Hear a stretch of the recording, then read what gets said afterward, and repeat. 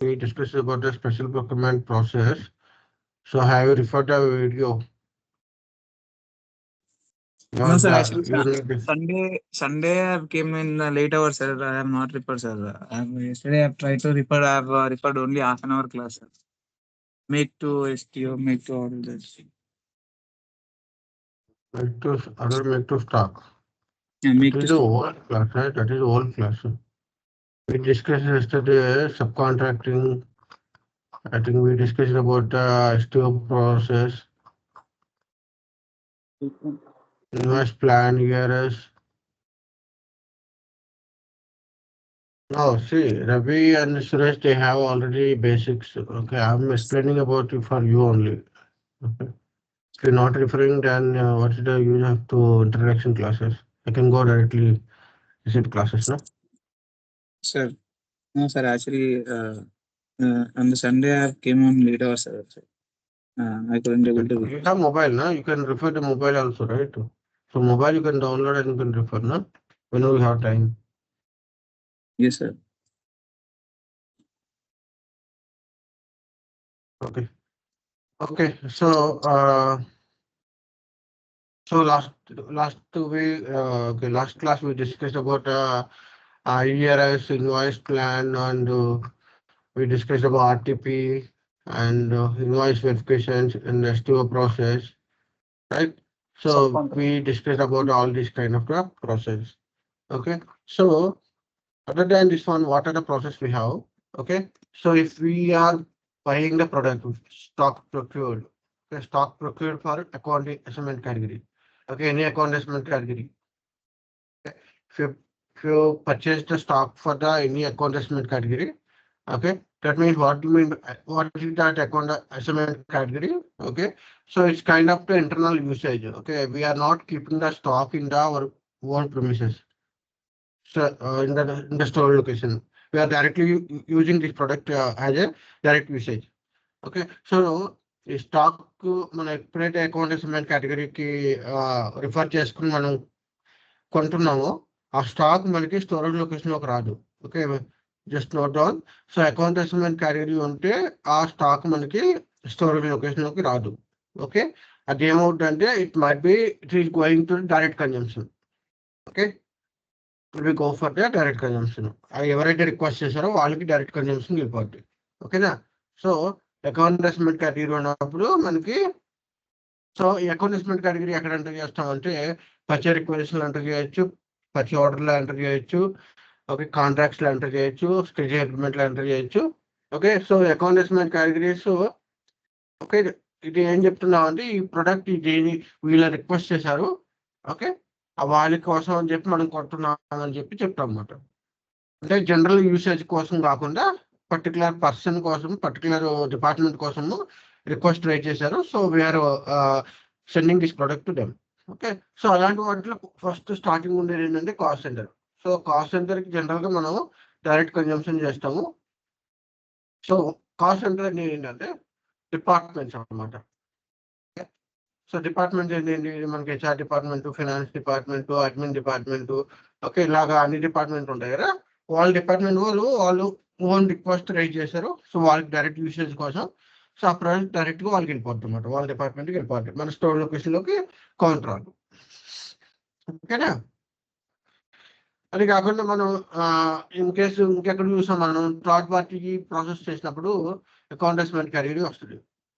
Okay, ఎందుకు వస్తుంది account assignment category అంటే ఈ స్టాక్ మనకి స్టోర్ లొకేషన్లోకి రాదు, డైరెక్ట్గా కస్టమర్కి వెళ్ళిపోతుంది. ఓకే, సో ఈ పిఓకి ఎలాంటి యొక్క మేము స్టోర్ లొకేషన్లోకి స్టాక్ తెచ్చుకోవట్లేదు, డైరెక్ట్గా కస్టమర్కి వెళ్ళిపోతుంది అని చెప్పడానికి మనం అకౌంట్ అసైన్మెంట్ కేటగిరీ యూజ్ చేస్తాం థర్డ్ పార్టీలో. ఓకే, సో అట్లాగా మల్టిపుల్ అనమాట. ఇంకోటి ప్రొడక్షన్ ఆర్డర్స్ కానీ, అగ్రెస్ట్ ప్రొడక్షన్ ఆర్డర్స్ కానీ, ఓకే, ఇట్లాగా డిఫరెంట్ ప్రాసెస్లో మనం ప్రాజెక్ట్ డబ్ల్యూబీఎస్ సెగ్మెంట్స్ కానీ వాటి కేసెస్లో మనం అకౌంట్ అసైన్మెంట్ కేటగిరీ యూజ్ చేస్తాం. సో ఎప్పుడైతే మీరు అకౌంట్ అసైన్మెంట్ కేటగిరీ ఎంటర్ చేస్తారో దాని యొక్క ఇన్ఫర్మేషన్ కూడా ఎంటర్ చేయాల్సి వస్తుంది. So account assignment category enter చేసిందని మనకి సిస్టమ్ అకౌంట్ అసైన్మెంట్ ట్యాబ్లో అకౌంట్ అసైన్మెంట్ ట్యాబ్లో రెస్పెక్ట్ టు ఇన్ఫర్మేషన్ అడుగుద్ది అనమాట. ఏ ఇన్ఫర్మేషన్ అడుగుద్ది అంటే it may be cost centre అడగచ్చు, మేబీ ఆర్డర్ అడగచ్చు, ఓకే, ఆర్డర్ ఇన్ఫర్మేషన్ అడగచ్చు, డబ్ల్యూబిఎస్ఎల్ ఇన్ఫర్మేషన్ అడగచ్చు, ఏదైనా ఇన్ఫర్మేషన్ అడగచ్చు. Depends on what accountant category you selected. ఓకేనా, క్లియరా? ఓకే, సో ఇది ఒకటి అకౌంటెంట్ ట్యాబ్. సో అకౌంటెంట్ దేనికి యూజ్ చేస్తారు? ఏ ప్రోడక్ట్ అయినా సరే స్టోర్ లొకేషన్ లో రాకుండా స్టాక్ డైరెక్ట్ గా ఒక డిపార్ట్మెంట్ కి వాళ్ళు రిక్వెస్ట్ చేస్తే ఆ పర్టికులర్ పర్సన్ కి రిజర్వ్ చేసుకుంటే అలాంటి కేసెస్ లో మనం will go for the accountant category. Okay, so account assignment object enter చేయాలి. ఓకే, బేస్డ్ అంటే what accountant category selected. So ఇలాంటి పిఓస్ లో మనకి స్టాక్ స్టోర్ లొకేషన్ లోకి రాదు.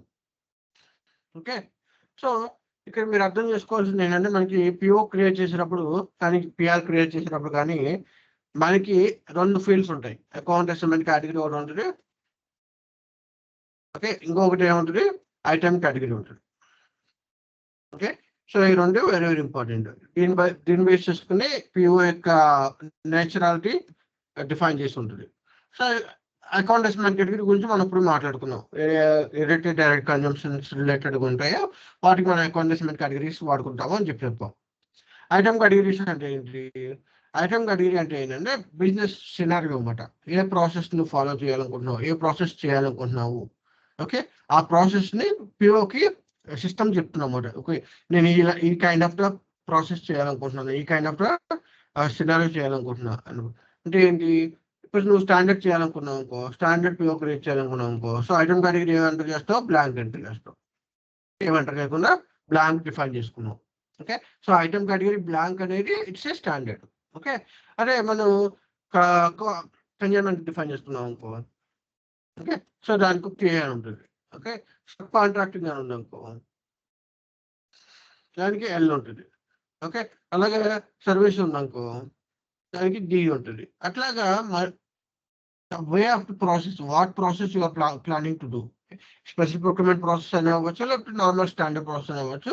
ఏదైనా సరే ఒక ఐటమ్ కేటగిరీ డిఫైన్ చేసి ఉంటుంది. ఐటమ్ కేటగిరీ బట్టి దాని యొక్క పిఓ యొక్క బిహేవియర్ ఉంటుంది. ఓకే, అందుకే నేను చూసాను కదా, ఎప్పుడైతే నేను కన్జ్యూమర్ పిఓ క్రియేట్ చేయాలనుకుంటున్నానో సిస్టమ్ నాకు కన్జ్యూమర్ పిఓ ఎప్పుడైతే క్రియేట్ చేస్తున్నానో సిస్టమ్ ఏం చేస్తుంది, సిస్టమ్ ప్రైజ్ కానీ ట్యాక్స్ ఇన్ఫర్మేషన్ కానీ, ఓకే, ఇన్వాయిస్ ఇన్ఫర్మేషన్ కానీ ఏం కూడా ఎంటర్ చేయకూడదు.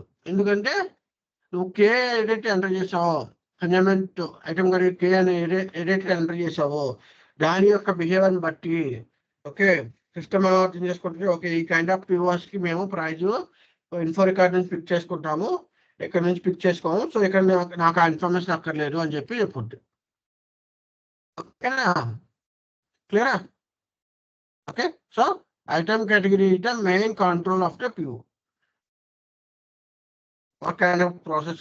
నీకు అర్థం, ఇది సబ్ కాంట్రాక్టింగ్, నువ్వు సబ్ కాంట్రాక్టింగ్ ఎంటర్ చేయగానే ఓకే ఇది సబ్ కాంట్రాక్టింగ్ ప్రాసెస్ ట్రై చేస్తున్నారు, సో మనకి బాంబ్ కాంపోనెంట్ డీటెయిల్స్ ఎంటర్ చేయాలి అని చెప్పి ఏం చేస్తుంది సిస్టమ్, ఏం చేస్తుంది ఇమ్మీడియట్లీ గా బిల్ ఆఫ్ మెటీరియల్ ఎంటర్ చేయడానికి మనకి మెటీరియల్ డేటా ట్యాబ్ లో బాంబ్ కాంపోనెంట్ ఎక్స్ప్లోజన్ చేస్తుంది, ఆప్షన్ ఇచ్చేస్తుంది. నార్మల్ పిఓస్ చూడండి ఆప్షన్ ఉండదు, కానీ మీరు ఎప్పుడైతే సబ్ కాంట్రాక్టింగ్ ఎలా ఎంటర్ చేస్తారో అప్పుడు మీకు ఆప్షన్ వస్తుంది ఎంటర్ చేయడానికి. ఓకే, సో అట్లాగా బిహేవియర్ మారిపోతూ ఉంటుంది పిఓ. ఎప్పుడైతే మీరు ఐటమ్ కేటగిరీ ఎంటర్ చేస్తూ ఉంటారో మల్టిపుల్ ఐటమ్ కేటగిరీస్, దాని యొక్క బిహేవియర్ మారిపోతూ ఉంటుంది. ఓకేనా, క్లియరా? సో మెయిన్ కంట్రోల్ ఇచ్చి item category and accountant category. Okay, so process A process చేస్తున్నారని ముందు మీరు చూడాలి అనుకుంటే ఫస్ట్ మీరు ఏమైనా ఈ పిఓ అనాలిసిస్ చేయని చెప్పి ఎవరైనా ఇస్తే మీరు ఏం చేయాలి, ఫస్ట్ మీరు వెళ్ళి ఏ ఐటమ్ కేటగిరీ ఎంటర్ చేశారో, ఏ అకౌంటెంట్ కేటగిరీ ఎంటర్ చేశారో తెలిస్తే మీకు సగం ప్రాసెస్ తెలిసినట్లే. ఓకేనా, క్లియర్? ఓకేనా, any questions? Any questions? No, sir, no questions. Okay, so now ఇది ఐటమ్ కేటగిరీకి అండ్ అకౌంటెంట్ కేటగిరీ డిఫరెన్స్.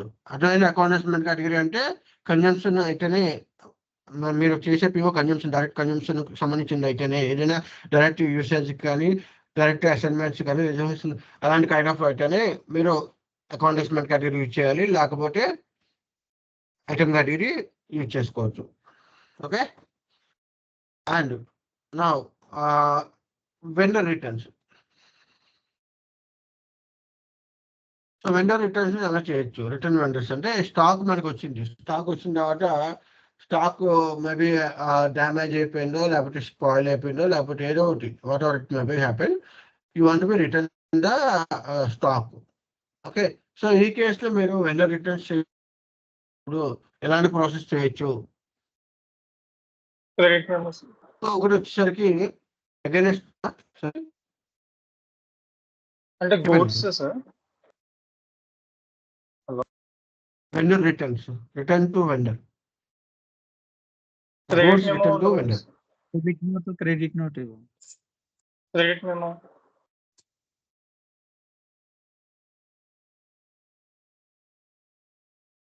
అర్థం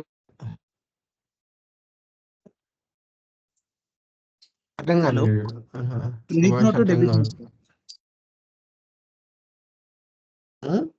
credit note debit note. So vendor return చేసినప్పుడు డైరెక్ట్ గా మనం డైరెక్ట్ క్రెడిట్ మేము క్రియేట్ చేయం కదా, ప్రాసెస్ స్టెప్స్ ఉంటాయి కదా. Yes sir. Okay okay, so మనకి రిటర్న్ చేసినప్పుడు ఎలా చేయొచ్చు, దేని బేసిస్ చేసుకున్నంటే అగైనెస్ట్ ద జిఆర్ డాక్యుమెంట్. మనం ఏదైతే రిసీవ్ చేసుకున్నామో స్టాక్ ఫ్రమ్ ద వెండర్, ఏదైతే మనం జిఆర్ డాక్యుమెంట్ రిసీవ్ చేసుకున్నామో దాని నుంచి మనం రివర్సల్ చేయొచ్చు, రిటర్న్స్ చేయొచ్చు. దాని యొక్క రిఫరెన్స్ తీసుకుని ఈ లాట్ అంటూ కూడా మనకి ప్రాబ్లం ఉంది, సో మేము రిటర్న్ పంపించేస్తున్నాం అని చెప్పి ఆ రిఫరెన్స్ ఇచ్చి ఓకే ఈ జిఆర్ రిటర్న్ అయిపోయింది అని చెప్పి చెప్పచ్చు. లేదు నాకు వచ్చి స్టాక్ వచ్చి ఒక 15 days 20 days అప్పుడు 1 year అయింది అనుకో, నా దగ్గర జిఆర్ డాక్యుమెంట్ లేదు, ఓకే నాకు స్టాక్ ఇప్పుడు సమ్ డ్యామేజ్ ఉన్నాయి, some spoil or something scrap అయిపోయింది అనుకో, వెండర్ అగ్రీ అయ్యాడు అనుకో రిటర్న్ పంపించడానికి. సో నాకు ఓకే ఈ కేసులో నాకు జిఆర్ డాక్యుమెంట్ లేదు కాబట్టి నేను ఏం చేస్తా అంటే రిటర్న్ పిఓ క్రియేట్ చేస్తా. అంటే నేను సపరేట్ పిఓ క్రియేట్ చేసి ఆ పిఓ బేస్ చేసుకుని నేను రివర్సల్ పంపిస్తా స్టాక్ని. ఓకేనా, సో 2 రకాలుగా చేయొచ్చు అన్నమాట, against GR document, against return PO. Vendor returns చేయాలంటే ఈ 2 చేసుకోవచ్చు. క్లియరా? Any questions? మళ్ళీ చెప్పండి సార్. వెండర్ రిటర్న్స్ చేయాలంటే ఓకే మనకు 2 రకాలుగా చేయొచ్చు రిటర్న్స్. ఒకటి వచ్చి మనకు రిసీవ్ చేసుకున్నప్పుడు స్టాక్ ఉంటుంది కదా, ఆ స్టాక్ ఒక మెటీరియల్ డాక్యుమెంట్ నెంబర్ ఉంటుంది కదా, మెటీరియల్ డాక్యుమెంట్ నెంబర్ ఉంటుంది కదా, ఆ మెటీరియల్ డాక్యుమెంట్ రిఫర్ మనం రిటర్న్ పంపిస్తాం. ఓకే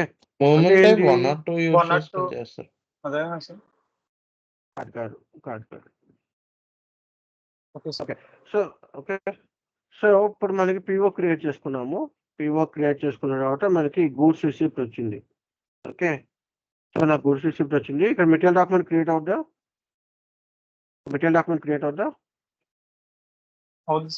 చేసినప్పుడు అవుతుంది కదా. దీని అగైనెస్ట్ గా against material document number I'm doing the returns. Okay, ఇది ఒక ప్రాసెస్. లేదు నాకు అసలు జిఆర్ డాక్యుమెంట్ నెంబర్ లేదనుకో, అప్పుడు నువ్వు ఏం చేయొచ్చు అంటే వెండర్ రిటర్న్ పిఓ క్రియేట్ చేయాలి.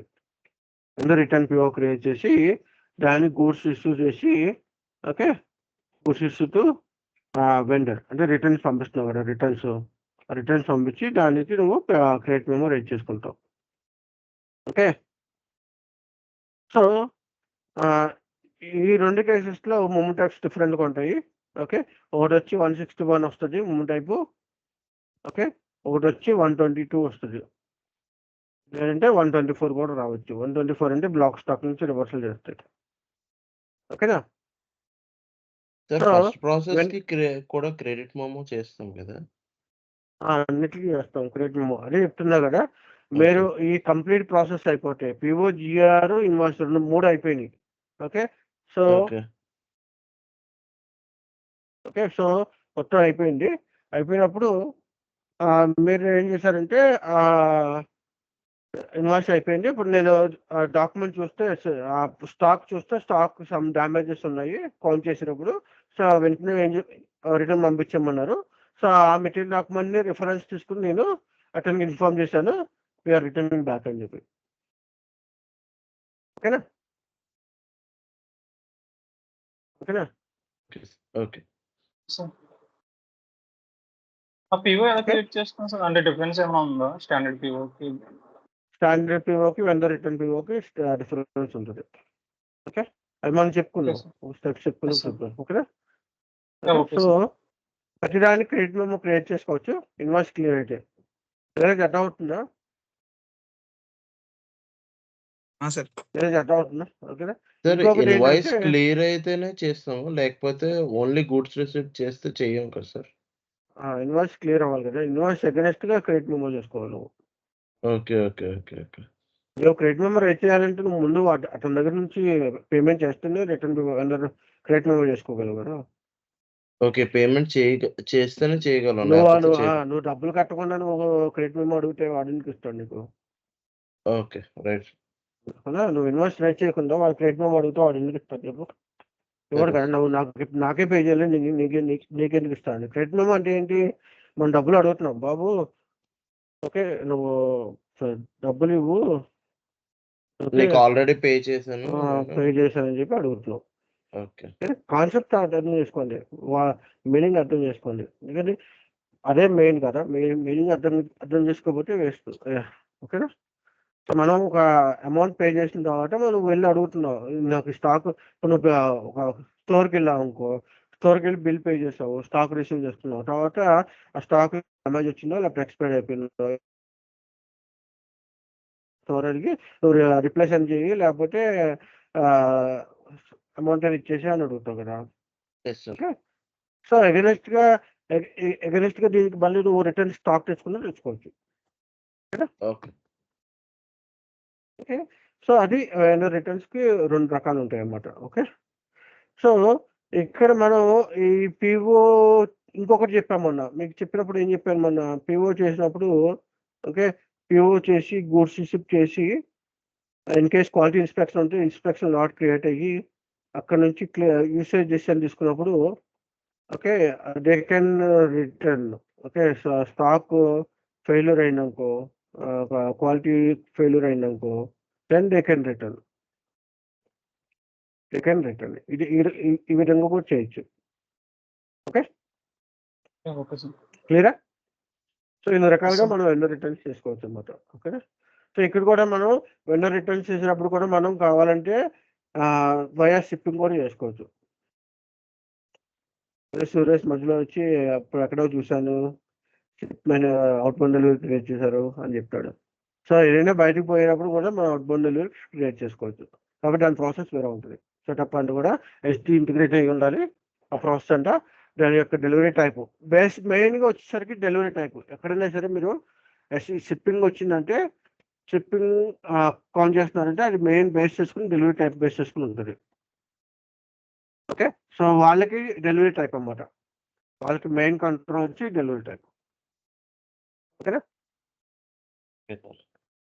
ఇవాళ ఇన్బౌండ్ డెలివరీ కూడా డెలివరీ టైప్ ఉంటుంది, అవుట్ బౌండ్ డెలివరీ కూడా డెలివరీ టైప్ ఉంటుంది. Okay, clear. అది అన్బేస్ చేసుకుని మనకి inbound deliveries out bound deliveries work అవుతాయి. ఈవెన్ ఫర్ రిటర్న్స్ డెలివరీ అన్ని తాలూకు సార్, ఎస్టీయా వస్తాయి. అది కూడా నువ్వు షిప్మెంట్ చేస్తున్నావు కదా, అప్పుడు కూడా ఇన్బౌండ్ డెలివరీలో కూడా ప్యాకింగ్ చేస్తున్నావు కదా, ప్యాకింగ్ రిలేటెడ్ చేస్తావు. ఇప్పుడు ఇన్బౌండ్ డెలివరీ ఉందనుకో, ఇన్బౌండ్ డెలివరీ నువ్వు ప్యాకింగ్ చేసుకోవచ్చు. ఓకే. బేసికల్గా ఏంటంటే లాజిస్టిక్స్ అనుకోండి, బేసికల్గా ఏంటంటే లాజిస్టిక్స్ కనెక్టివిటీ. ఓకే, లాజిస్టిక్స్ లో ప్యాకింగ్ ఉండొచ్చు, పికింగ్ పుట్ అవే అన్నీ వస్తాయి. కాబట్టి ఆ టైప్లో ఇవ్వాలి. క్లియరా. Okay. Any questions? Okay, so ఇది vendor returns. So return PO create చేసుకోవచ్చు అండ్ నార్మల్గా ప్రాసెస్ కూడా చేసుకోవచ్చు. ఇది వెండర్ రిటర్న్స్. ఓకే, నా స్క్రాపింగ్ ఎంతమంది తెలుసుకోవచ్చు? స్క్రాపింగ్ సో మన స్టాక్ వచ్చింది, స్టాక్ వచ్చిన తర్వాత సపోజ్ లెట్స్ 5 years 1 year అయిపోయింది అనుకో. ఓకే, సో ఆ తర్వాత మనకి స్టాక్ స్క్రాప్ అయిపోయింది, ప్రొడక్ట్ ఇంకా వాడకూడదు అని చెప్పి డిసైడ్ అయ్యారు. సో వెండర్ని అడిగితే వాళ్ళు అగ్రీ కాలేదు, వెండర్ రిటర్న్ పంపించడానికి అగ్రీ కాలేదు. So you want be scrap that product. So scrap ఎట్లా చేస్తారు? You can do issuing to the Write off. Scrap, issue to scrap location అనమాట. స్క్రాప్ ఒక centre. Okay, so scrap issue చేయొచ్చు 551 moment type ఇచ్చుకుని. కానీ ఇలాంటివి చేసినప్పుడు ఏంటంటే మన ఆర్ట్ చేసేటప్పుడు వాళ్ళకి క్లియర్ పిక్చర్గా చెప్పాలి. ఎందుకు స్క్రాప్ చేశారు, ఏమైంది, డ్యామేజెస్ ఏంటి, ఇవన్నీ కూడా మీరు ప్రాపర్గా వాళ్ళు చెప్పాలన్నమాట. కంపెనీ వాళ్ళు చెప్పాలి. ఎందుకంటే ఇప్పుడు నా దగ్గర 100 ప్రోడక్ట్ ఉంది అనుకో, నేను ఏం చేస్తాను అంటే మిస్యూజ్ చేయడానికి 100 ప్రోడక్ట్ని ఒక 10 పీసెస్ని స్క్రాప్ చేసేసి ఆ 10ని నేను విత్ లాస్ట్లో చూపిస్తాను, బట్ అమ్మేసుకుంటాను. అట్లా చేయకూడదు కదా. సో ఆర్టింగ్లో వచ్చేసరికి ఇవన్నీ కూడా క్లియర్గా స్క్రాప్ ఎందుకు చేస్తారు, ఏంటి ప్రాబ్లము, ఇవన్నీ కూడా క్లియర్గా ఉండాలి. ఓకే, స్క్రాపింగ్ అంటే రైట్ ఆఫ్ అంటున్నారు. రైట్ ఆఫ్ సార్ అది? అంటే మీరు క్లియర్ చేయడం. స్టాక్ ఉంటే దాన్ని డ్యామేజ్కి పంపించుకోవడం. ఓకే, డ్యామేజ్ అయిపోయింది అనుకో, వాడడానికి పనికి రాకపోతే ఇంకా స్క్రాప్ చేస్తారు దాన్ని. ఓకే. సో ఇది ఒక ప్రాసెస్ ఉంటుంది. ఓకే, సో ఇది కాకుండా మనకి ఫిజికల్ ఇన్వెంటరీ అని ఉంటుంది. ఎంతమంది తెలుసు ఫిజికల్ ఇన్వెంటరీ అంటే? ఆల్మోస్ట్ ఐ థింక్ అందరికీ ఇది ఒక ఇంపార్టెంట్ ప్రాసెస్ ప్రతి బిజినెస్ లో ఉంటుంది. Yes, sir. లేదా Yes, sir. లేదు, మీ దాంట్లో ఉందా ఫిజికల్ ఇన్వెంటరీ? ఎస్ సార్ ఉంది సార్. ఫిజికల్ ఇన్వెంటరీ ఏం చేస్తారు ఫిజికల్ ఇన్వెంటరీలో? అంటే జనరల్ గా స్టాక్ చెకింగ్ అదంటున్నారా సార్? అంటే అదే నీకు తెలిసిందే చెప్పు, ప్రాబ్లం లేదు. అంటే ఫిజికల్ ఇన్వెంటరీ అంటే పర్టికులర్ గా సిస్టమ్ లో అంటే ఏముండదు సార్. ఫిజికల్ గా స్టాక్ చెక్ చేసుకోవడము, దానికి matching SAP book stock versus physical stock match చేయడము, ఇవే చేస్తారు sir regular. Match corrections. Physical inventory అంటే ఏంటంటే, ఓకే, మన దగ్గర ఉన్న ఫిజికల్ గా ఉన్న స్టాక్ కి మన సిస్టమ్ లో ఉన్న స్టాక్ టాలీ అవుతుందా లేదా? ఓకే, స్టాక్ టాలీ అవ్వట్లేదంటే ఏదో సంథింగ్ మిస్యూజ్ అయింది, ఏదో సమ్ గూడ్స్ షిప్స్ లేకపోతే గూడ్స్ ఇష్యూస్ పోస్ట్ చేయలేదు. ఓకే, సో జనరల్గా ఏంటంటే ఫ్రాడ్స్ జరుగుతాయి. ఓకే, ఫ్రాడ్స్ నుంచి నివారించడానికి మనం ఏం చేస్తామంటే జనరల్గా ఓకే ప్రొడక్ట్ని బట్టి మనం ఏ రోజు క్యాల్కులేట్ చేయాలి, ఎప్పుడెప్పుడు క్యాల్కులేట్ చేయాలని చెప్పి మనం డిసైడ్ చేస్తాము. సో ఇక్కడ ఏం చేస్తారంటే సిస్టమ్ మనం మాన్యువల్గా కౌంట్ చేస్తారు. స్టాక్ని మాన్యువల్గా కౌంట్ చేసి దాన్ని సిస్టమ్ స్టాక్తో కంపేర్ చేసి రెండు ఈక్వల్ కాదా, ఇన్ కేస్ డిఫరెన్సెస్ ఉంటే ఆ డిఫరెన్సెస్ ఎందుకు వచ్చింది ఏంటని అనాలిసిస్ చేసి చేస్తారన్నమాట. సో ఎన్ని రోజులు చేస్తారు, ఏ రోజు చేస్తారు, ఎప్పుడెప్పుడు చేస్తారు, ఓకే అనేది డిపెండ్స్ ఆన్ ద ప్రాసెస్. వాళ్ళు ఫాలో అయ్యే ప్రాసెస్ని బట్టి ఉంటుంది. కొంతమంది ఏం చేస్తారంటే ఎవరి 3 months చేస్తారు, కొంతమంది 6 months చేస్తారు, కొంతమంది డైలీ చేస్తారు. ఓకే, కొంతమంది ఎవ్రీ 12 months చేస్తారు. డిపెండ్స్ అన్నమాట, depends on the product. Okay, కొన్ని ప్రొడక్ట్స్ ఏంటంటే కొంచెం ఎక్స్పెన్సివ్ ప్రొడక్ట్స్ ఉంటాయి. సో రెగ్యులర్గా గోయింగ్ అవుట్ గోయింగ్ ఇన్కమింగ్ ఉంటూ ఉంటాయి. సో అలాంటి ప్రొడక్ట్స్ ఏంటంటే వాళ్ళు రెగ్యులర్గా ఫిజికల్ ఇన్వెంటరీ చేస్తారు. కొన్ని ప్రొడక్ట్స్కి ఏంటంటే మేబీ 3 monthsకి ప్లాన్ చేసుకుంటారు. ఓకే, సో ఇది జనరల్గా ఏంటంటే ఈ ప్రాసెస్ నేను ఫాలో అవుతానంటే స్టాక్ మిస్యూజ్ చేయకుండా. ఓకే, ఎందుకంటే చాలా కంపెనీస్లో ఎలా ఉంటాయంటే మిస్యూజ్ చేయడానికి ట్రై చేస్తారు ఎంప్లాయీస్కి. ఎందుకంటే మేనేజర్ అన్ని వచ్చి చూసుకోడు, అవును, సో సిఇఓ వచ్చి అన్ని చూసుకోడు. సో అలాంటి కేసెస్లో ఏంటంటే ఫిజికల్ ఇన్వెంటరీ ఎట్లా ఉపయోగపడుతుంది అంటే ఎగ్జాక్ట్గా అంటే ఫిజికల్ ఇన్వెంటరీ చేసే వాళ్ళు కూడా జస్ట్ ఏంటంటే కౌంట్ చేయమని చెప్తారు, ఎగ్జాక్ట్గా కౌంట్ చేసి ఆ రిజల్ట్స్ ఇస్తే ఆ రిజల్ట్స్ని కంపేర్ చేసుకుంటారు. ఎందుకంటే సిస్టంలో స్టాక్ వాళ్ళకి తెలియదు ఆ టైంలో ఎంత ఉందనేది. ఓకేనా, సో ఫిజికల్గా కౌంట్ చేసుకుని వస్తారన్నమాట. ఓకే, సో ఇక్కడ మనకి 2 రకాలుగా చేయొచ్చు. మాన్యువల్ ఫిజికల్ ఇన్వెంటరీ ప్రాసెస్ చేయొచ్చు. ఓకే, మాన్యువల్ ఫిజికల్ ఇన్వెంటరీ చేయొచ్చు, లేదంటే మనం పీరియాడిక్గా కూడా చేయొచ్చు. పీరియాడిక్ ఫిజికల్ ఇన్వెంటరీ కూడా చేయొచ్చు. ఓకే, పీరియాడిక్ ఫిజికల్ ఇన్వెంటరీ కూడా చేయొచ్చు. ఏంటి రెండు డిఫరెన్స్ ఏంటంటే, మాన్యువల్ అంటే సపోజ్ దగ్గర డౌట్ వచ్చింది, ఇవాళ నాకు ఆ స్టాక్ డిఫరెన్సెస్ వస్తుంది, ఏదో డౌట్ వచ్చింది. Okay, then I have to create immediately physical inventory and planning for the counting. Stock count చేసుకోవచ్చు. స్టాక్ కౌంట్ చేసుకుని okay comparing that stock and verifying that.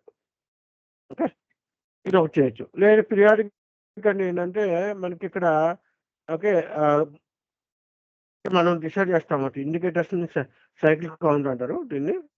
So cycle count అంటే ఏంటంటే మనం ఎన్ని నెలలకు చేయొచ్చు, ఈ ప్రోడక్ట్కి ఎన్ని నెలలకి చేయొచ్చు. ఓకే సపోజ్ నేను ఏం చేశానంటే ఎవ్రీ 3 monthsకి నాకు నా ప్రోడక్ట్ నేను సైకిల్ కౌంటింగ్ చేయాలనుకున్నా. ఓకే ఫిజికల్ ఇన్వెంటరీ చేయాలనుకున్నా.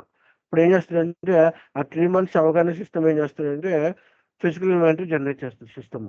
3 months అవగానే ఎగ్జాక్ట్లీ 3 monthsకి సిస్టమ్ ఏం చేస్తుంది, ఫిజికల్ ఇన్వెంటరీ జనరేట్ చేస్తుంది. ఫిజికల్ ఇన్వెంటరీ జనరేట్ చేసి దానికి ఫిజికల్ ఇన్వెంటరీ క్లియరెన్స్ అయ్యేదాకా నువ్వు వేరే స్టాక్ మూవ్మెంట్స్ చేయడానికి లేదు. ఓకే సో ఇక్కడ ఏంటంటే మనకి ఆప్షన్స్ ఉంటాయి అన్నమాట. ఇన్వెంటరీ ఫ్రీజ్ అని ఉంటుంది.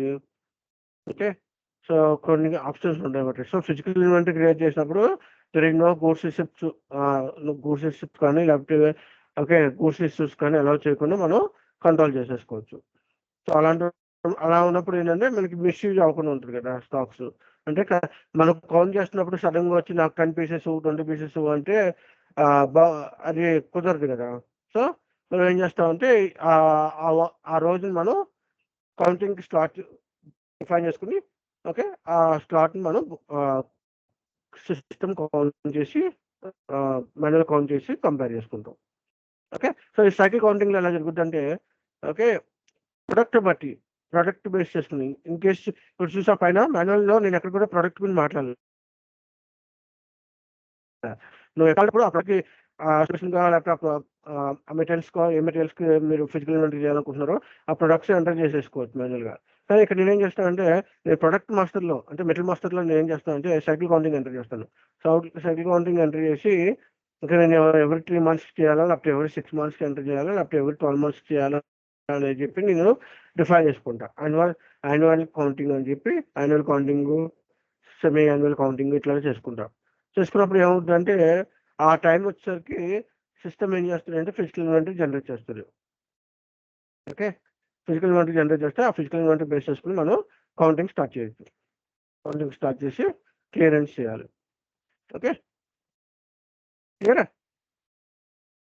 సో ప్రొడక్ట్ మాస్టర్లో మనం దీన్ని ఎంటర్ చేస్తాం అన్నమాట సైకిల్ కౌంటింగ్. ఇది ఫిజికల్ ఇన్వెంటరీ అన్నమాట. సో బేసికల్గా ఏంటంటే ఫిజికల్ ఇన్వెంటరీ అంటే ఫిజికల్గా ఉన్న స్టాక్ సిస్టమ్ స్టాక్తో కంపేర్ చేసి ఏదైనా వ్యత్యాసం ఉంటే దాన్ని ఆర్ఆర్టీలు. ఓకేనా క్లియర్. సో దీనిలో కౌంట్ చేసుకోవచ్చు, రీకౌంట్ చేసుకోవచ్చు. సో కౌంట్ చేసామనుకో మళ్ళీ నీకు ఏమైనా డౌట్ వచ్చిందనుకో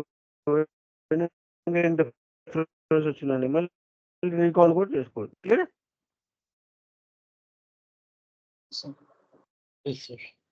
ఏమైనా క్వశ్చన్స్ ఉన్నాయి ఇందులో. సో ఈ ఫిజికల్ ఇన్వెంటరీ డాక్యుమెంట్ ఎట్లా క్రియేట్ అవుతుంది అంటే అగైన్ జాబ్స్ రన్ చేసుకుంటే ఆ టైంకి సిస్టమ్ ఫిజికల్ ఇన్వెంటరీ క్రియేట్ అవుతుంది. ఎందుకంటే మన దగ్గర 10,000 products ఉన్నాయనుకో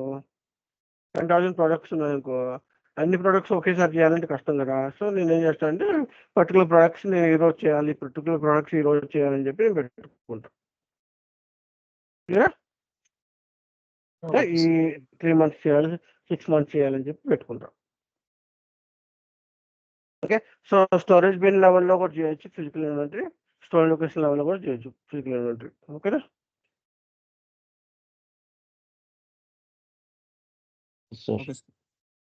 clear. Any questions? Okay and what is the next procedure? So movement types తెలుసా? ఎంతమంది తెలుసు మూమెంట్ టైప్స్? ఎన్ని మూమెంట్ టైప్స్ ఉన్నాయి మనకి మళ్ళా? సో మూమెంట్ టైప్ బేస్ చేసుకుని మన ఇన్వెంటరీ అంటే కూడా డిపెండ్ అయి ఉంటుంది. ఎంతమందికి తెలుసు మూమెంట్ టైప్ అంటే ఎంత రిస్ట్రిక్షన్ చేస్తుంది మూమెంట్ టైప్?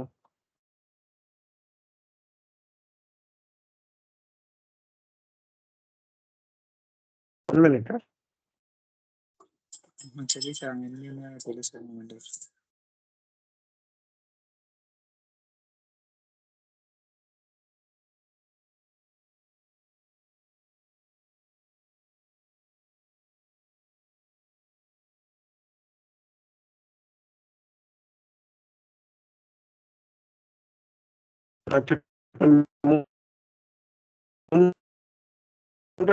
సన్మాన్ తెలుసు.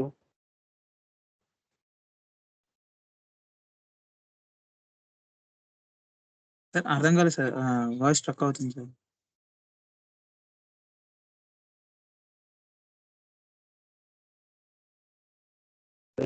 నేను మాట్లాడే స్టాక్ మూమెంట్స్ సన్మాన్ తెలుసు. హలో సార్, మీ వాయిస్ కొంచెం బ్రేక్ అవుతుంది అనమాట, అందుకే. ఇప్పుడు వినిపిస్తుందా వినిపించట్లేదా? ఇప్పుడు వినిపిస్తుంది సార్. వినిపిస్తుంది sir. Okay okay. So stock movements మనకి ఎన్ని రకాలు ఉన్నాయి స్టాక్ మూమెంట్స్? ఒకటి goods receipt, okay, goods receipt, goods receiving the product, transfer posting, receiving the products, okay. And మనకి గూడ్స్ ఇష్యూ ఉంది, okay. So issuing the goods. Sir మీరు రాస్తున్నారా sir? Like నాకు స్క్రీన్ స్టక్ అయిపోయింది. ఇప్పుడు వస్తుంది మళ్ళీ. కనిపించట్లేదా? అంటే ఇప్పుడు కనిపించింది సార్, ముందు అంతా కనిపించలేదు. లేట్ గా అప్డేట్ అవుతుంది సార్. లేట్గా అప్డేట్ అవుతుంది. లేట్గా అప్డేట్ అవుతుంది, నెట్ ప్రాబ్లం ఉంది. నెట్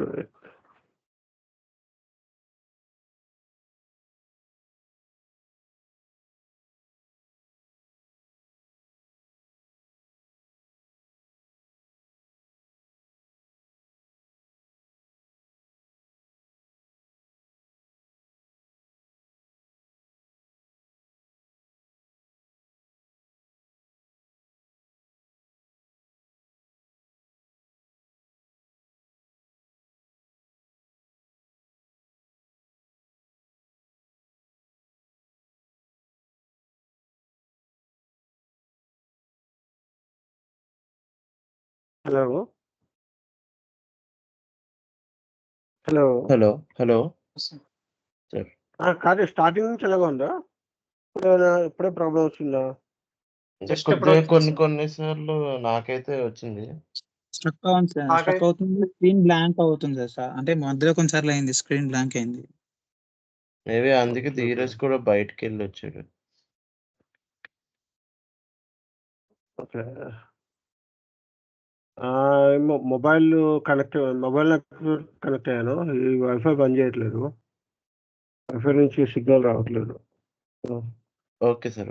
దీనికే వస్తుంది మళ్ళీ, ఇప్పుడు దీనికే వస్తుంది. ఈ ల్యాప్టాప్స్ కి ప్రాబ్లం వస్తుంది మళ్ళీ. టీవీలు బాగా బంద్ చేస్తుంది. అబ్బాయి టీవీ పెట్టుకుంటే బాగా బంద్ చేస్తుంది. సరే అయితే ఓకే. ఇప్పుడు కనిపిస్తుందా కనిపించట్లేదా? కనిపిస్తుంది. కనిపిస్తుంది sir. Okay okay. So movement types, okay. Stock movements, okay. జనరల్గా గూడ్స్ రిసిప్ట్ ఉంటుంది, గూడ్స్ ఇష్యూ ఉంటుంది, ఇంటర్నల్ ట్రాన్స్ఫర్స్ ఉంటాయి. ఓకే. జనరల్గా 3 రకాలు ఉంటాయి జనరల్గా, okay.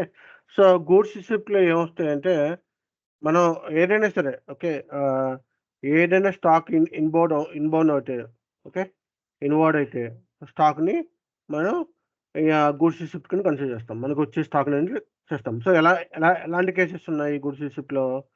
Goods receipt against purchase order మనం ఇప్పుడు చేసేది, అవునా? Against purchase order. Goods receipt against production order. Production orders అగైనెస్ట్గా వస్తాయి గూడ్స్ రిసిప్ట్. అంటే గూడ్స్ రిసిప్ట్, సపోజ్ గూడ్స్ రిసిప్ట్లో కస్టమర్ రిటర్న్స్ ఉంటాయి, ఓకే. కస్టమర్ రిటర్న్స్ కొన్ని ఉంటాయి, అవునా?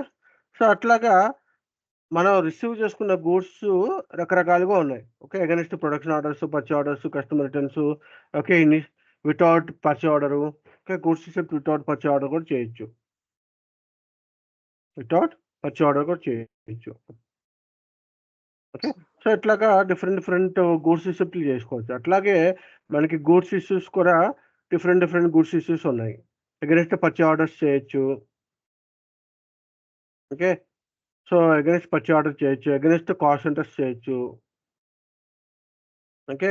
అగైనెస్ట్ ప్రొడక్షన్ ఆర్డర్స్ చేయొచ్చు, ఓకే. ఇట్లా మల్టిపుల్ ప్రాసెస్లో గూడ్స్ ఇష్యూస్ ఉన్నాయి. అట్లాగే ఇంటర్నల్ ట్రాన్స్ఫర్స్ చూసుకుంటే, ఇంటర్నల్ ట్రాన్స్ఫర్స్కి ఏమేమి ప్రాసెస్లు ఉన్నాయి? Stock types, okay. Stock types logical transfers అన్నమాట, ఓకే. సో లాజికల్ ట్రాన్స్ఫర్ అంటే ఏంటి? స్టాక్ మన దగ్గర ఉంటుంది, బట్ ఏంటంటే దాని యొక్క స్టాక్ టైప్ మారిపోతూ ఉంటుంది. ఏంటంటే లాజికల్ ట్రాన్స్ఫర్స్ అంటే ఏంటి? Unrestricted stock to quality stock, quality inspection stock. Okay, and quality inspection stock నుంచి block stock. Okay, vice versa అన్నమాట. ఓకే, సో బ్లాక్ స్టాక్ నుంచి అన్రిస్ట్రిక్టెడ్ స్టాకు, బ్లాక్ స్టాక్ నుంచి అన్రిస్ట్రిక్టెడ్ స్టాక్. సో అన్నిట్లో కూడా vice versa ఉంటుంది. అంటే ఏంటంటే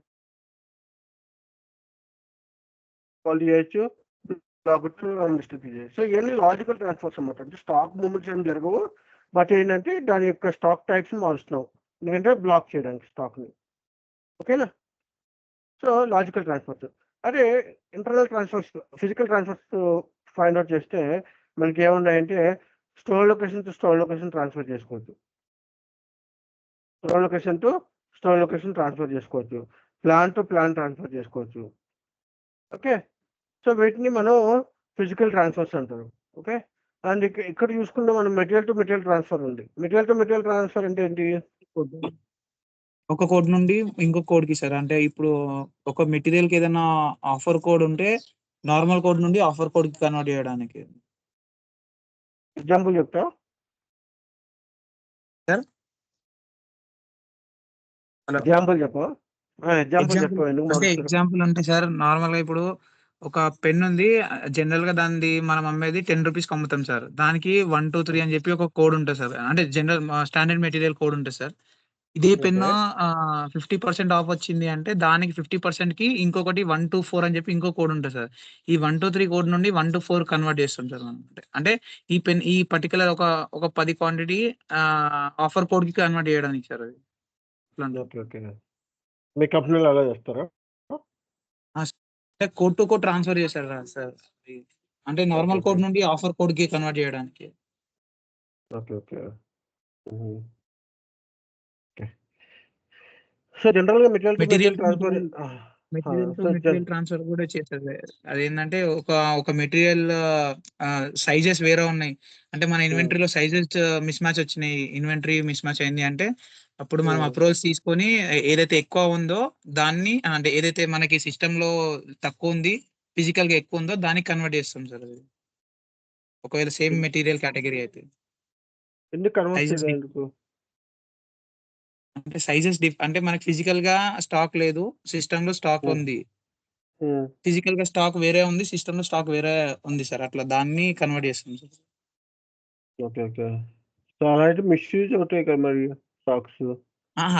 అప్రోల్స్ తీసుకోండి సార్. అప్రోల్స్ తీసుకొని మనకి ఫిజికల్ గా ఈ సిస్టమ్ లో ఈ స్టాక్ ఉంది కానీ ఫిజికల్ గా ఈ స్టాక్ ఉంది అని చెప్పి, అంటే సేమ్ కేటగిరీ ఉండి సేమ్ ఉంటే దాన్ని కన్వర్ట్ మోస్ట్లీ చేస్తాం. మోస్ట్లీ అన్ని సేమ్ కేటగిరీ ఉంటాయి కదా. ఇప్పుడు టీ షర్ట్ అంటే టీ షర్ట్ కేటగిరీ ఉంటుంది, లేదంటే షర్ట్స్ అంటే షర్ట్స్ కేటగిరీ ఉంటుంది. ఇప్పుడు కలర్ కేటగిరీలో Colours. ఉంటాయి కదా, సేమ్ కలర్ లో సేమ్ కలర్ ఉండి సైజెస్ డిఫరెన్స్ ఉంటే ఆ సైజెస్ కి కన్వర్ట్ చేస్తాం. Okay, okay, okay. సో జనరల్గా మెటీరియల్ టు మెటీరియల్ ట్రాన్స్ఫర్ ఏం చేస్తారంటే, okay, so material to material transfer ఏం చేస్తారంటే జనరల్గా ఒక ప్రోడక్ట్ యొక్క బిహేవియర్ మారిపోతూ ఉంటుంది. ఓకే, అలాగా మన ఎన్విరాన్మెంట్ బట్టి, అంటే ఏంటి, మన వాతావరణం బట్టి ఒక్కొక్కసారి ప్రోడక్ట్ యొక్క బిహేవియర్ మారిపోతూ ఉంటుంది. బిహేవియర్ మారిపోయినప్పుడు ప్రోడక్ట్, ఓకే, అంటే ఏంటి అది మేబీ టెంపరేచర్ బేస్ చేసుకున్నా లేకపోతే కెమికల్ రియాక్షన్ బట్టో దేనివల్ల అయినా సరే ఆ ప్రొడక్ట్ యొక్క స్వభావం మారిపోయిందంటే దాని యొక్క స్వభావం మారిపోయినప్పుడు దాన్ని వేరే ప్రొడక్ట్ కోడ్కి కన్వర్ట్ చేస్తారు జనరల్గా. అది జనరల్గా ఎట్లా అంటే ఎక్కువ కెమికల్ ఇండస్ట్రీలోని లేకపోతే వాటిలో ఫుడ్ ఇండస్ట్రీలో వాటిలో జరుగుతుంటాయి. ఒక ఎగ్జాంపుల్ చెప్తే ఏంటంటే మిల్క్ ఉందనుకో, ఓకే, మిల్క్ సపోజ్ కర్డ్ అయిందనుకో, ఓకే, సో ఏంటి కెమికల్ రియాక్షన్స్ వల్ల మేబీ మిల్క్ కర్డ్ అయింది. ఓకే, లేదు ఆయిల్ ఉందనుకో, ఓకే, ఆయిల్‌లో మళ్ళీ ఏంటంటే లిక్విడ్ ఆయిల్ ఉంటది. ఓకే, సాలిడ్ ఆయిల్ ఉంటది. ఓకే, సో నువ్వేం ప్రాసెస్ చేయట్లేదు ఇక్కడ. లిక్విడ్ నువ్వేం ప్రాసెస్ చేయట్లే. సో లిక్విడ్ ఆటోమేటిక్‌గా సాలిడ్ కింద కన్వర్ట్ అయిందనుకో, లేదంటే సాలిడ్ లిక్విడ్ కింద కన్వర్ట్ అయిందనుకో, ఎందుకు కన్వర్ట్ అవుద్ది? ఇప్పుడు కోకోనట్ ఆయిల్ ఉందనుకో ఎందుకు కన్వర్ట్ అవుద్ది? ఎందుకు కన్వర్ట్ అవుద్ది? Temperature basis variation.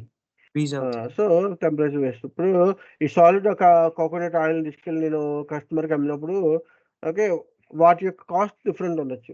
ఓకే, ఇంకొకటి చూడు మన ఐస్ ఉన్నాయి ఇంకో ఐస్ క్యూబ్స్ ఉన్నాయి ఇంకో ఐస్ క్యూబ్స్కి వాటర్కి చాలా డిఫరెన్స్ ఉంటుంది కదా.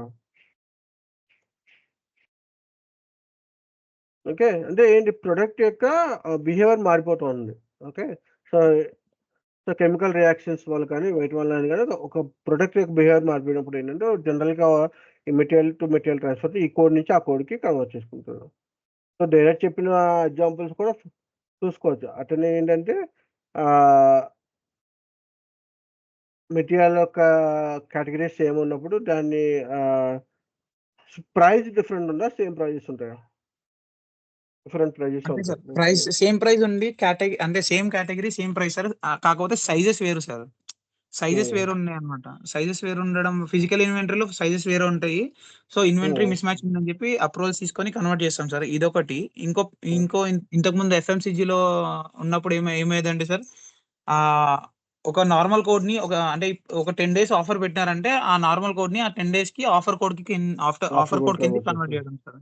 ఓకే ఓకే ఓకే చేసుకోవచ్చు. ఓకే, సో ఎందుకంటే మిస్యూజ్ అంటే ఇప్పుడు ఏంటంటే వాళ్ళు ఏం చేస్తారంటే, ఇప్పుడు మనవాడు చెప్పినట్లుగా ఏం చేస్తారంటే మెటీరియల్ ఉందనుకో, మెటీరియల్ ఏ ఉందనుకో, మెటీరియల్ ఏ ఇప్పుడు కాస్ట్ వచ్చి 1000 రూపీస్. ఓకే, సో ఈ 1000 రూపీస్లో మెటీరియల్ ఏ కాస్ట్ వచ్చేసరికి సీజన్ వైజ్గా రీజన్ చేస్తారు. మరి జనరల్గా రిటైల్ ఎలా ఉంటుందంటే సీజన్స్ వైజ్గా స్టాక్ రిలీజ్ చేస్తారు. ఇప్పుడు ఎట్లా ఉంటుందంటే జనరల్గా మార్చ్ ఉందనుకో, మార్చ్ 2023 అని ఒక సీజన్ అయిపోయింది. మళ్ళీ ఏం చేస్తారంటే అక్టోబర్కి ఒక సీజన్ స్టార్ట్ అవుద్ది. ఓకే, ఎట్లాగో క్వార్టర్కి ఒక సీజన్ స్టార్ట్ అవుద్ది. సో ఇక్కడ ఏంటంటే అక్టోబర్కి 2023లో వచ్చినాయి. So let's say it is a fresh stock. అంటే ఏంటంటే న్యూ అరైవల్స్.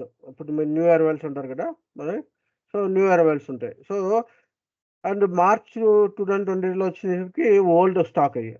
ఓకే, సో వాటి యొక్క ట్రెండింగ్ మారిపోతూ ఉంటుంది. జనరల్ ట్రెండింగ్ మారిపోతున్నప్పుడు అది పార్ట్ అయిపోతూ ఉంటుంది. సో కస్టమర్ ఎప్పుడు కూడా న్యూ అరైవల్స్ మీద ఎక్కువ కాన్సన్ట్రేట్ చేస్తారు కాబట్టి వీళ్ళు ఏం చేస్తారంటే న్యూ అరైవల్స్కి డిస్కౌంట్స్ ఏమి ఇవ్వరు, నో డిస్కౌంట్స్. కానీ ఓల్డ్ అరైవల్స్ ఏవైతే ఉన్నాయో మనకి అంటే ఓల్డ్ ట్రెండ్ అయిపోయినవి ఉంటాయి కదా కొన్ని, వాటికి ఏంటంటే 20% అని చెప్పు, 30% అని చెప్పు, 40% అని చెప్పు, ఇలాగా మనకి స్టాక్ రిటర్న్ ఇప్పుడు మనకు వచ్చే అలాగే వస్తాయి. బ్రాండెడ్ ఉంటాయి కదా, బ్రాండెడ్లో వాళ్ళు ఒక సీజన్ నుంచి ఇంకో సీజన్ అవగానే వాళ్ళు మార్చేసి ఇంకా తక్కువ రేటుకి అమ్మేస్తారు. ఓకే, సో జనరల్గా ఏంటంటే వాళ్ళకి ప్రొడక్ట్ కాస్ట్ 999 రూపీస్ ఉంటే వాళ్ళకి మహా అయితే కాస్ట్ ఒక 100 రూపీస్ పడుద్ది హోల్సేలర్కి, లేదంటే తయారు చేసేవాడికి. అంటే ఒక మనకి దాని మీద 80% 90% ప్రాఫిట్ ఉంచుకునే సేల్ చేస్తారు. ఎందుకంటే మనకి కాస్ట్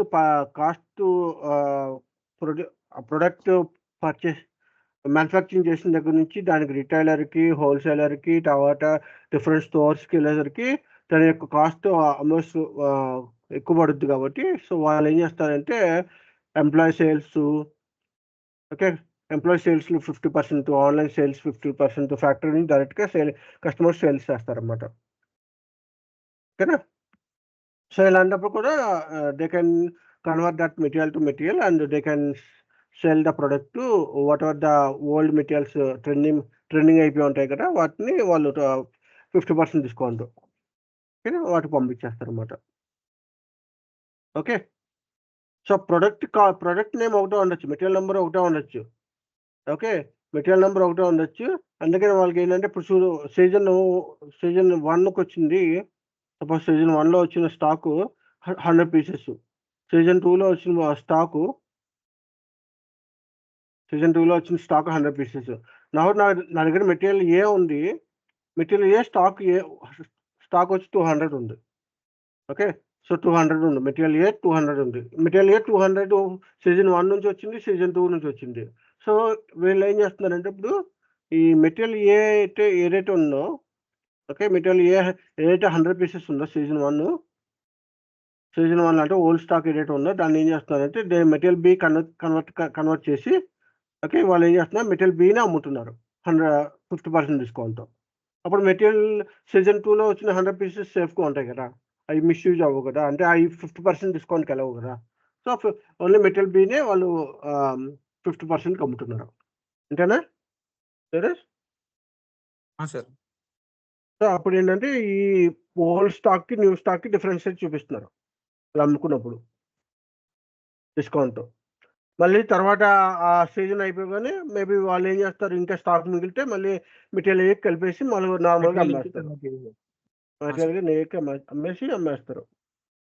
ఇప్పుడు మనకి తెలియదు కదా, దివాళీ సేల్స్ కానీ లేకపోతే August 15 సేల్స్ ఇవన్నీ కూడా కొంచెం ఓల్డ్ సీజన్ అంటే ట్రెండ్ మారిపోయి ఉంటాయి అన్నమాట. ఓకేనా? ఎక్కడో మేబీ ఆ ట్రెండ్ స్టార్ట్ అయ్యి ఉంటుంది. మనకు వచ్చేసరికి ఒక 4 సీజన్స్ అయిపోతాయి మన చేతికి వచ్చేసరికి. ఎందుకంటే మనం కాస్ట్ కొంచెం తక్కువ ఉన్నట్లు చూసుకుంటాం. కొంచెం బ్రాండెడ్ అప్పుడు అప్కమింగ్ చాలా మంది ఏం చేస్తారంటే అప్కమింగ్ న్యూ అరైవల్స్ చూస్తూ ఉంటారు. అంటే ఏంటి డిజైన్ డిఫరెంట్గా ఉంది అని. సో అందుకని న్యూ అరైవల్స్కి ఇప్పుడు కూడా వాళ్ళు డిస్కౌంట్ ఇవ్వరు. ఇప్పుడు ఏదైనా స్టోర్కి వెళ్ళండి, రిలయన్స్ కానీ లేకపోతే టాటా కానీ ఏదైనా ఒక స్టోర్కి వెళ్ళండి, న్యూ అరైవల్స్ దగ్గర మనకి ఆఫర్స్ ఉండవు. ఓల్డ్ స్టాక్స్ మీద వాళ్ళకి ఇస్తారు అన్నమాట. స్టాక్ బ్యాడ్ అనేటప్పుడు బట్ ట్రెండ్ మారిపోయింది ఆల్రెడీ వాళ్ళ ట్రెండ్. ఓకే. సో ఒకప్పుడు చూస్తే అంటే ఎట్లా ఉంటుందంటే ఇప్పుడు జానీ స్టైల్ అని చెప్పి కొన్ని స్టార్టింగ్లో వచ్చేది బ్యాగీ. ఓకే. అలా ఒక్కొక్క ఓకే టైట్ జీన్స్ అని ఒకటి వచ్చేది. అట్లా కొన్ని స్టైల్స్ అలా వచ్చి ఆ ట్రెండ్ అయిపోతాయి. ఆ ట్రెండ్ అక్కడ అయిపోయి మళ్ళీ ఇంకో ట్రెండ్ స్టార్ట్ అవుతూ ఉంటుంది. ఓకేనా? ఒకప్పుడు చూస్తే రెండు జేబులు ఉన్నాయి, రెండు పాకెట్స్ ఉన్నాయి, ఎక్కువ కొనేవారు. తర్వాత ఒక పాకెట్ స్టార్ట్ అయింది, తర్వాత పాకెట్ లేకుండా కొనడం మొదలు పెట్టారు. సో అట్లాగా స్టైల్స్ మారిపోతూ ఉంటాయి అన్నమాట. విత్ కాలర్, వితౌట్ కాలర్, ఇప్పుడు హాఫ్ కాలర్ వస్తున్నాయి. Okay. Full sleeve, half slew, అట్లాగా వితౌట్ స్లీవ్ రాలేదు. అబ్బాయిల దగ్గరికి వచ్చేసరికి వితౌట్ స్లీవ్ వచ్చినాయి కదా జాకెట్. సో ఇంకా అలా మారుస్తూ ఉంటాయి అన్నమాట. ఓకే. సో ఇది మన material to material transfer. Okay. అది కాకుండా మనకి బ్యాచ్ టు బ్యాచ్ ట్రాన్స్ఫర్ కూడా చేస్తారు. Okay. So batch to batch transfer అంటే బ్యాచ్ నెంబరు కొన్ని బ్యాచెస్ ఏం చేస్తారంటే రిస్ట్రిక్టెడ్ మోడ్లో పెట్టుకుంటారు. ఓకే. బ్యాచ్ని మనం రిస్ట్రిక్టెడ్ మోడ్లో పెట్టుకోవచ్చు, అన్రిస్ట్రిక్టెడ్ మోడ్లో పెట్టుకోవచ్చు. అంటే ఈ రిస్ట్రిక్టెడ్ బ్యాచ్లో ఉన్న స్టాక్ని మనం యూజ్ చేయకూడదు, అన్రిస్ట్రిక్టెడ్లో ఉన్న వాటిని యూజ్ చేయాలని చెప్పి వాళ్ళు డిఫరెన్షియేట్గా పెట్టుకుంటారు. సో అప్పుడు బ్యాచ్ టు బ్యాచ్ ట్రాన్స్ఫర్ చేసుకుని ఓకే ఈ స్టాక్ని ఆ స్టాక్ మూవ్ చేసుకుని దాన్ని అన్రిస్ట్రిక్టెడ్గా కన్వర్ట్ చేసుకుని వాడుకోవచ్చు. అంటే ఎప్పుడైతే ఫిక్స్డ్ బ్యాచ్ నెంబర్స్ వాడతారు, ఒకే బ్యాచ్ నెంబర్ వాడతారో అలాంటి కేసెస్లో వీళ్ళు యూజ్ చేసుకోవచ్చు. ఓకేనా? So what you mean by restricted batch? Restricted batch అంటే ఏంటి? ఆ బ్యాచ్ని యూజ్ చేయకూడదు, ఆ బ్యాచ్లో ఉన్న స్టాక్ ఏది కూడా యూజ్ చేయకూడదు. ఓకేనా? క్లియరా? Okay. Yes, sir. Okay. So SAP access తీసుకున్నావా? కొంచెం మన స్టాక్